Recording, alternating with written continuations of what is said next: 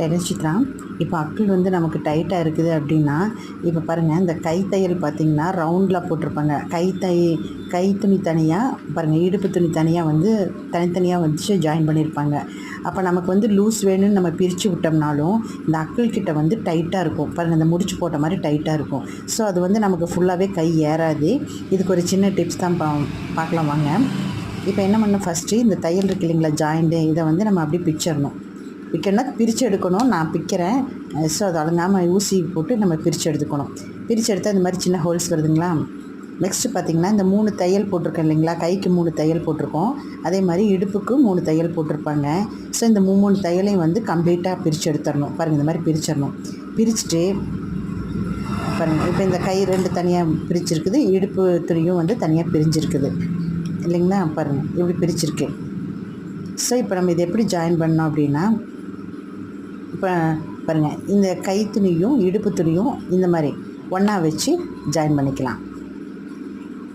அதாவது தனித்தனியாக ஜாயின் பண்ணாமல் இந்த கொஞ்சம் சின்ன கேப் இருக்குது பார்த்திங்களா, அதில் வச்சு நம்ம அப்படி ஜாயின் பண்ணிக்கலாம்.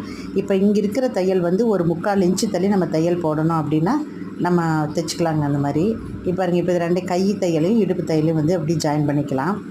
இதே மாதிரி 2 சைடும் நம்ம ஜாயின் பண்ணிக்கணும், தைச்சிக்கணும். பாருங்கள், இந்த மாதிரி தான் இதையும் இப்படி தைச்சிக்கணும். இந்த நூல் வந்து வயலட் கலர் உங்களுக்கு தெரியணுங்கிறதுக்காக வயலட் கலர் நூல் போட்டிருக்கேன்.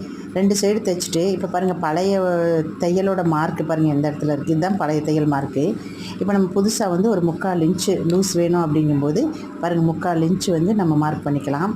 இல்லை 1 இன்ச் வேணாலும் மார்க் பண்ணிக்கலாம். மார்க் பண்ணிவிட்டு இந்த ஆம்கோல்கிட்டே ஒரு மார்க் பண்ணிக்கணும். பண்ணிவிட்டு கீழேயும் மார்க் பண்ணிக்கலாம். இடுப்புக்கிட்ட கீழே வந்து மார்க் பண்ணிக்கலாம். பாருங்கள், மார்க் பண்ணியாச்சு. இப்போ வந்து மேலேருந்து, அதாவது கைத்தையல்லேருந்து இந்த அளவுக்கு லூஸ் விட்டு ஒரு நீளமாக ஒரு தையல் போடுங்க. போட்டிங்கன்னா நமக்கு ஆம்கோல் வந்து இப்போ டைட் வராது. பாருங்கள், இப்போ திருப்பி காமிக்கிற பாருங்கள் எவ்வளோ லூஸ் கிடைக்குதுன்னு பாருங்கள். ஸோ நீங்கள் இந்த மாதிரி தைங்க. ரவுண்டு தையல் போட்டிருந்தா இந்த மாதிரி தைச்சி பாருங்கள், ஃப்ரீயாகவும் இருக்கும்.